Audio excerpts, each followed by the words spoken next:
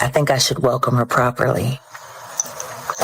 You know, I find it interesting that all of these girls who are in all of these online beefs all got either a project coming out or threatening to put a project out.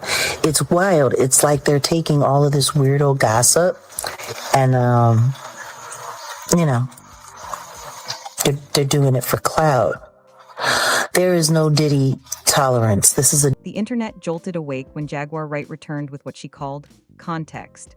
Not files, not footage, but screenshots, timelines, and pointed references that sent shockwaves through the conversation already spiraling online. She didn't say everything. She didn't have to. The way she framed it made fans feel like something had just shifted, like the story crossed from rumor into something far more dangerous. Within minutes, panic rippled across timelines. People began tagging Papoose nonstop, watching his accounts like hawks. Silence was read as strategy.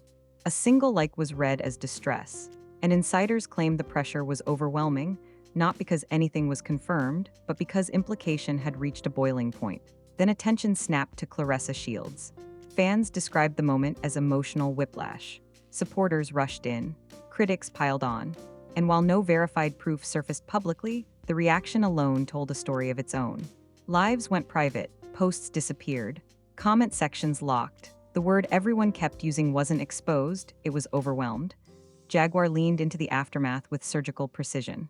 "I didn't say what y'all saying," she repeated, while refusing to shut anything down. Twitter Spaces ran for hours. TikTok slowed every clip down to a crawl. And suddenly, the question wasn't what was shown, it was why nobody moved fast enough to stop the narrative from exploding. Because in today's culture, you don't need documents to cause damage. You just need timing, suggestion, and silence. And once that combination hits critical mass, even the strongest reputations feel fragile. The moment Jaguar Wright reappeared, the internet didn't brace itself, it flinched. Because this time, she wasn't ranting in circles or dropping spiritual metaphors. She was calm, precise. And she framed what she had as context, not proof, a word choice that instantly changed the temperature. Context suggests things already exist. Context implies people already know. Context tells the audience to connect dots that were never meant to be connected out loud. Jaguar didn't wave documents. She didn't play audio. She referenced screenshots, timelines, and conversations she said others had already seen. And that was enough, because once the idea of receipts enters the chat, even without anything posted, the audience fills in the blanks themselves. Within minutes, clips of her live spread across platforms with captions screaming that something had just shifted. Attention snapped immediately to Papoose. Not because Jaguar named him, she didn't, but because she framed the fallout around a man who didn't expect his name to get pulled into it. Fans took that line and ran with it. His socials were watched in real time. When he didn't post, panic set in. When he liked something unrelated hours later, it was read as stress. Silence became evidence. Activity became evidence. Everything meant something. According to unverified insider chatter, the pressure was intense. Not panic in the sense of guilt, but panic in the sense of loss of control. Once implication reaches a certain volume, there's nothing you can say without feeding it. Speak and you legitimize the rumor. Stay silent and people decide you're hiding. It's a trap with no clean exit. Then the focus slammed onto Claressa Shields. Fans described the shift as emotional whiplash. One moment, she was being defended fiercely. The next, she was being pulled into a narrative she hadn't addressed at all. Comment sections flooded with concern, accusation, and confusion all at once. Supporters urged people to slow down. Critics demanded answers. And through it all, Claressa stayed quiet. That quiet was interpreted wildly differently depending on who was watching. To some, it looked like strength, refusing to engage with speculation that didn't deserve oxygen. To others, it looked like someone overwhelmed by how fast implication had turned into assumed truth. The word people kept using wasn't exposed. It was overwhelmed. Lives went private, posts disappeared, comment sections locked, not because anything was confirmed, but because the reaction itself became unmanageable. Jaguar watched it unfold and did nothing to slow it down. In a follow-up post, she repeated the same line she's used before. "I never said what y'all saying I said." On the surface, it sounded like a disclaimer. In reality, it functioned like a match tossed into gasoline. Because she didn't deny the implications, she denied responsibility for how they were interpreted. And that distinction matters. It allows the rumor to live without being owned. The internet split instantly. One side accused Jaguar of calculated chaos, of knowing exactly what she was doing by hinting without proving. They argued that implication is more dangerous than exposure because it can't be disproven. The other side defended her, insisting she was finally shedding light on things powerful people didn't want discussed. Both sides were loud. Neither had evidence. What made this phase especially volatile was how fast reaction replaced verification. TikTok creators stitched Jaguar's words with ominous music and slowed down clips. Twitter Spaces ran for hours, with thousands listening as people debated whether context was a shield or a weapon. Blogs hedged carefully, using phrases like allegedly, implied, and fans believe, while still laying out the most dramatic interpretations. Every layer of caution was drowned out by volume. Meanwhile, Papoose's silence became the loudest sound in the room. Supporters argued he was doing the smartest thing possible, saying nothing. Critics insisted that silence only fuels speculation. But what almost everyone agreed on was that he looked caught in the middle of something he didn't create and couldn't control. His reputation for composure and loyalty suddenly worked against him, because people expected a response and didn't get one. Claressa's supporters grew increasingly frustrated. They pointed out that nothing had been shown, that no screenshots were posted, that no timelines were verified. That implication isn't evidence. But they also acknowledged the uncomfortable truth. Reputational damage doesn't require proof to begin, it only requires repetition. And by now, repetition was everywhere. Jaguar leaned further into distance. She refused interviews. She didn't clarify, she didn't retract. She simply posted cryptic lines about truth surviving pressure and people not liking how things come out. Fans treated those posts like victory laps. Critics called them reckless. Either way, the implication was reinforced. Something real had been touched, even if it was never shown. The most chilling part of this phase is that nothing new actually surfaced. No files, no images, no audio. Just a narrative escalation driven entirely by reaction. But reaction is powerful. Reaction locks in belief. And belief doesn't wait for facts. By the end of the day, the story had evolved from Jaguar hinted to something must exist, even though the only thing that truly existed was silence and suggestion. Insiders claimed the emotional toll was real. Not collapse in a literal sense, but the kind of emotional hit that comes from watching your name spiral in a direction you can't steer. Being discussed as if something is proven when nothing has been presented. Feeling the weight of millions of eyes expecting a response you can't give without making it worse. As the night closed, one truth stood out above everything else. Jaguar Wright didn't need to drop anything concrete to change the trajectory of this story. She only needed to suggest that others already had. And once that suggestion took hold, the internet did the rest. The question moving forward isn't whether receipts exist. It's whether implication alone has become powerful enough to destroy peace without ever showing proof, and whether anyone can stop that once it starts.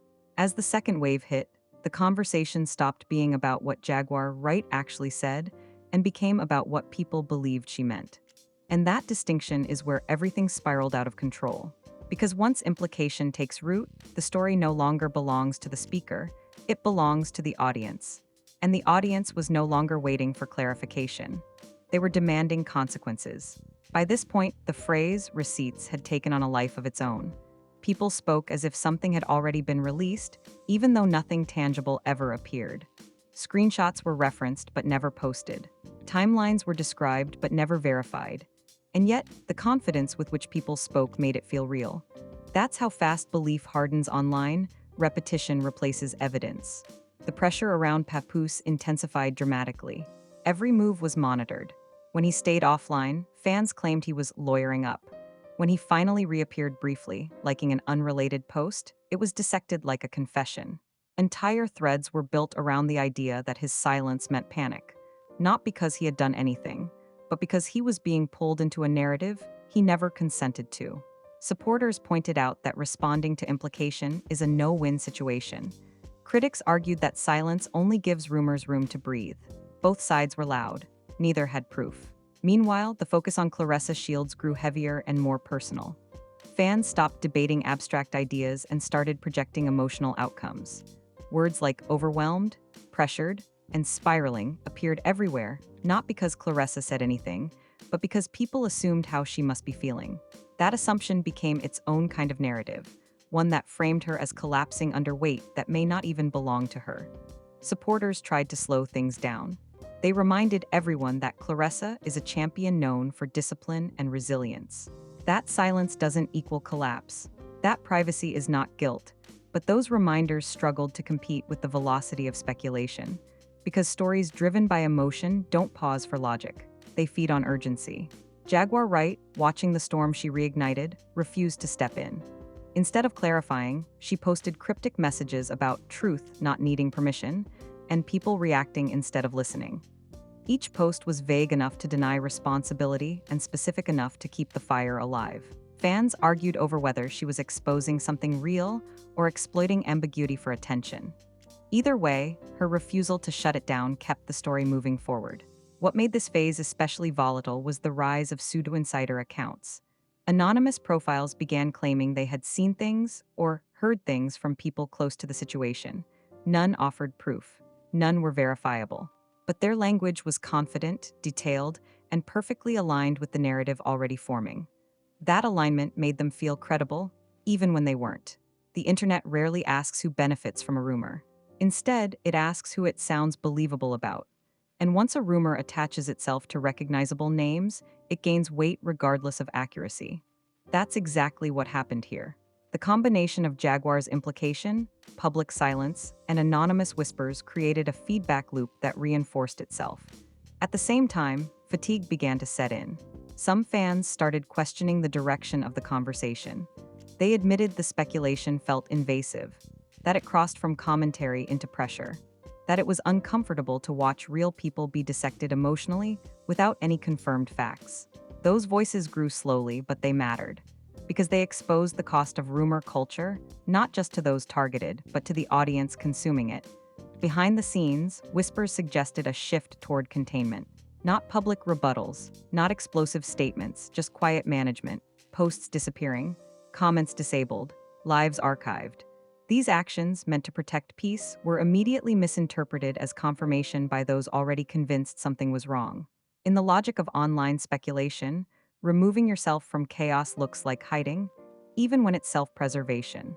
The most dangerous development in this phase was how certainty replaced curiosity. People stopped asking questions and started making declarations. It's obvious. We all know. Why else would they be quiet? Those statements didn't rely on facts, they relied on consensus. And consensus, once formed, is incredibly hard to undo. Papoose's reputation took a hit not because of evidence, but because of proximity. Claressa's strength was questioned not because of behavior, but because of assumptions. And Jaguar Wright's role shifted from instigator to oracle in the eyes of some, a person whose implication alone was treated as revelation. And still, nothing concrete appeared. No documents, no screenshots, no recordings. Just reaction feeding reaction until the narrative felt undeniable to those inside it. That's the most unsettling part of this phase, the realization that truth had become optional. Belief was enough. And belief spreads faster than verification ever could. As this chapter drew to a close, one thing became painfully clear.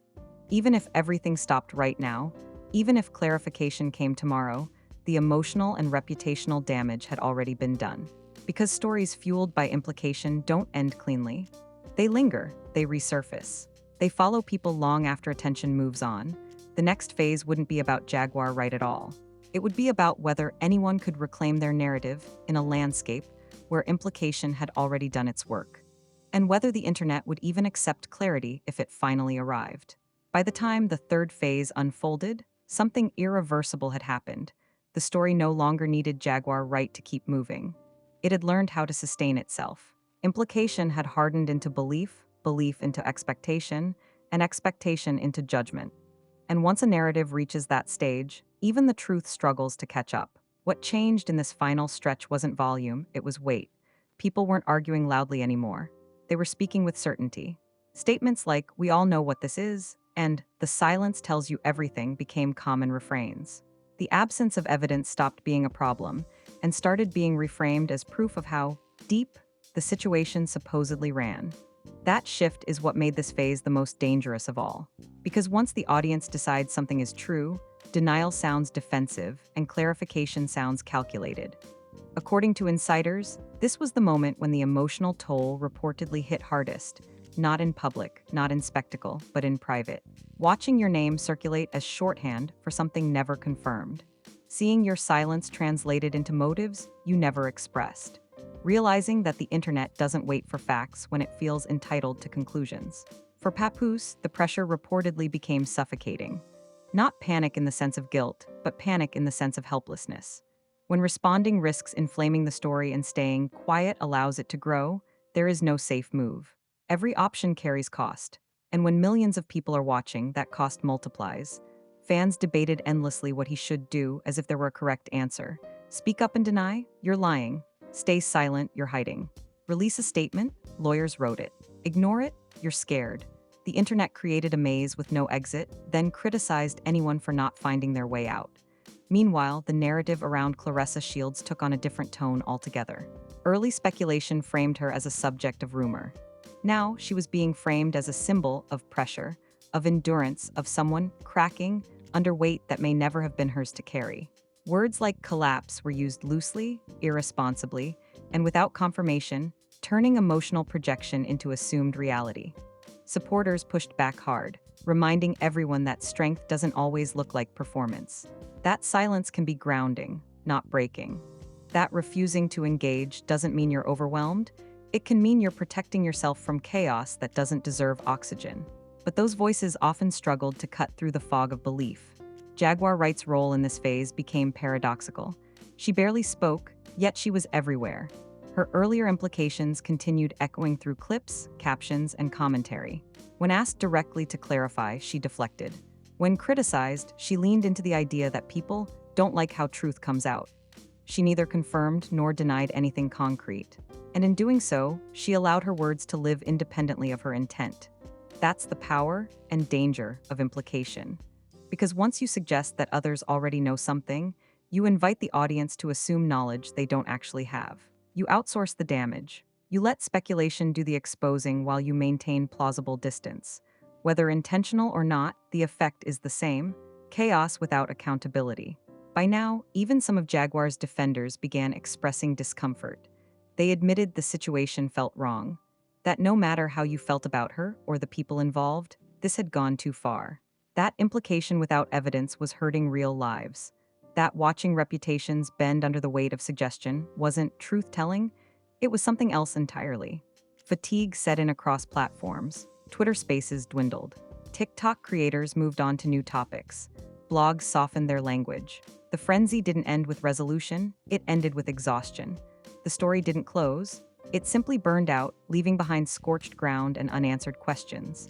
And that's the quiet devastation of this phase. No receipts dropped publicly, no proof surfaced, no definitive statements satisfied everyone, but damage doesn't need confirmation to exist, it only needs repetition. And repetition had already done its work. Those close to the situation say the aftermath was about repair, not response. Repairing peace, repairing boundaries, repairing a sense of control over one's own narrative. That kind of work happens offline, away from timelines and comment sections. It doesn't trend, it doesn't satisfy curiosity, but it's necessary. What this final phase exposed wasn't a scandal, it exposed a system. A system where implication can outweigh evidence, where silence is treated as confession, where audiences feel entitled to closure even when none is owed, and where people can be emotionally tried in public without ever being formally accused of anything. The most unsettling truth to emerge from all of this is simple: nothing concrete had to be released for everything to feel ruined. Suggestion was enough, timing was enough, silence was enough, and that should give everyone pause. Because if implication alone can cause this level of fallout, then anyone, regardless of innocence or guilt, is vulnerable in a culture that rewards certainty over care. The line between accountability and spectacle becomes dangerously thin, and once crossed, it's nearly impossible to redraw. As the noise faded, what remained was not truth or clarity, but a warning. A warning about how easily narratives spiral when people stop asking "what do we know?" and start declaring what we believe. A warning about the cost of turning rumor into entertainment. And a warning that once peace is disrupted by implication, it can take far longer to restore than it did to destroy. This story doesn't end with answers. It ends with a question we rarely ask ourselves. When nothing is proven, who is responsible for the harm? And until that question is taken seriously, Implication will continue to do what proof never could: leave damage behind without ever showing its face. Before you scroll away, stop, because what just played out is bigger than any one rumor or name. This is a real-time example of how implication can travel faster than facts, how silence gets rewritten as guilt, and how reputations can be shaken without a single confirmed receipt ever seeing daylight. If you believe people shouldn't be emotionally tried in public based on suggestion alone, hit that like button right now. That one click tells the algorithm this conversation matters, not because it's sensational, but because it exposes how dangerous unchecked narratives have become. Drop a comment and say where you stand. Do you think implication without evidence is fair game in today's culture? Or has the internet gone too far in demanding answers it isn't owed? This comment section isn't just noise, it's where critical thinking either survives or disappears. And subscribe seriously. Stories like this don't end cleanly, they evolve quietly. If statements emerge, if narratives shift, or if someone finally speaks to shut this down or reframe it completely, you do not want to hear about it late or through distorted clips. Staying subscribed means staying informed without feeding chaos. Stay locked in, stay skeptical. And remember, in a world where belief often outruns proof, the most powerful thing you can do is refuse to let implication become the final verdict.